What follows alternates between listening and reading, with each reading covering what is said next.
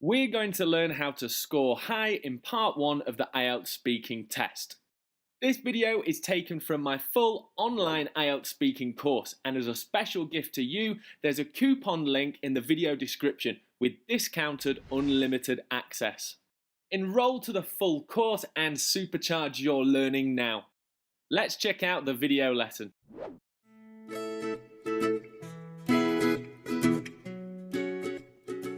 Hello everyone and welcome to your next lesson. Today we're going to be looking at some awesome language that you can use to answer common questions in Task 1. First, let's take a look at how Task 1 is structured. This part of the IELTS speaking test will last between 4 and 5 minutes, and there are lots of common topics that we can practice for. You will be asked 12 questions in total, and your answers will be around 25 to 30 seconds, depending on the type of questions you're asked. The first 4 questions are most commonly about your work, studies, and your hometown. After that, you'll answer 8 questions on 2 common topics. The first thing that happens when you enter the room is a greeting and introduction with your IELTS examiner. This is part of the test and goes towards your final grade.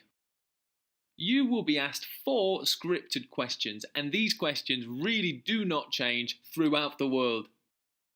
The examiner is really looking to see if you have any difficulties when answering these simple questions, so keep your answers simple, but do not sound robotic. Let's take a look at the questions and some responses. The examiner will say hello, and usually they will give you their name, and then they will ask for your name. It's really important to be friendly and make eye contact because this shows that you are a confident language user. Here you can simply say, "Hello, nice to meet you. My name is..." The examiner will then ask you what you would like to be called during the test, as many people have a nickname or an English name. "Please call me David." Now notice that I'm trying to sound enthusiastic, as this will help with my overall levels of fluency and communication. Next, the examiner will ask where you come from, and of course you can keep your answer quite simple. Then you'll be asked to show your identification. You can use these answers that I've given you here in the IELTS speaking test, but please do not sound robotic and sound enthusiastic about taking the test. Now you'll answer 12 questions about common topics, and the first 4 questions are commonly about work, home, and studies. I'll give you full answers to these questions so that you can pause, repeat, and learn all this awesome language. The first question will almost certainly be about where you grew up. In this question, what is it like where you grew up? The examiner is actually asking your opinion, so it's quite a lot easier to give a longer answer. I grew up in Seoul, which is a sprawling modern city in South Korea. My neighbourhood was just on the outskirts of the city, which meant I was lucky enough to be closer to some great national parks and scenic escapes. It was quite a different environment to downtown Seoul. So this is quite a developed and detailed answer, which uses some advanced vocabulary such as sprawling and scenic.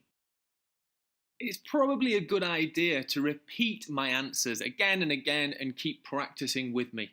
Let's move on to the next question. Where do you live now? This is actually asking you for facts, so it could be a shorter answer. However, in my answer, I've tried to add lots of language and detail. When I was around 14 years old, me and my family moved away to a smaller city in the south of the country. I found it hard to adjust at first as I missed the big city, but now I love it as it is a lot less crowded and chaotic. Using synonyms such as chaotic proves that you have a large word bank and that you can use vocabulary of a higher level. Sometimes you may have to estimate or guess. In this answer, when I was around 14 years old, the student doesn't know exactly, but that's not a problem as long as you are confident to be able to estimate. Do you live in a house or a flat? In Seoul, me and my family lived in an apartment. It was pretty cramped actually. But then, when we moved to the south of the country, we moved into a townhouse. I couldn't believe how lucky we were to have so much space. You'll see in a lot of these answers that I give you, there are extra details given, such as in this answer, the student referring to his house in the past and comparing it to his house now, which really shows a great deal of confidence in his language skills. Where would you like to live in the future? I'm hoping to work or study in Europe. Ideally, I would like to live in Germany, as I find the culture there really intriguing. First, I'll have to pass the IELTS test. Hopefully, I'll do that today. If you can use humour in your answers, you should really try it because it shows that you are relaxed, confident and fluent to answer these questions. Words such as intriguing can easily be replaced with synonyms such as interesting, but it's an advanced piece of vocabulary and using it will get you extra points. Let's move on to some questions for work and study. I'll say this again, but to practice, please do pause the audio and repeat the language after me. Note down any key phrases that you want to use in your study time. Let's take a look at this question. So, the examiner is asking, what is your job? And the answer, right now I'm working part-time as a chef at a European restaurant. I've always been passionate about working with food and feel rewarded when customers tell me they enjoyed eating my dishes. It is sometimes quite stressful, but I never find myself clock watching. The final phrase clock watching is an idiomatic expression which means wasting time or watching time. Using phrases like this will really supercharge your score. Do you work well with your colleagues? By colleagues, the examiner means the people that you work with. If you need to ask the examiner a question to check your understanding, you can definitely do this, and there's a lesson on that later in the course. Yes, as the job is high-paced, I have to work really closely with all the staff at the restaurant and make sure we don't make mistakes and errors. Because of that, we trust each other a lot. We've become like a big family, I think. This is a logical and well-organised answer, as the student gives reason by using because. Try and do that in your answers in the speaking test. What do you study? Right now, I'm studying full-time as an English language student here in the city. It's quite challenging, but I feel like I'm becoming more fluent each week. Hopefully that will continue. And here again, even though we can see that the question, what do you study, is quite short, we can quite easily give extra details and explain our thinking using some really nice language. Is it a popular subject in your country? I would say that it's quite popular. Yes, it's an in-demand subject to learn. I think that's because it opens the door to so many different kinds of work, as well as living abroad.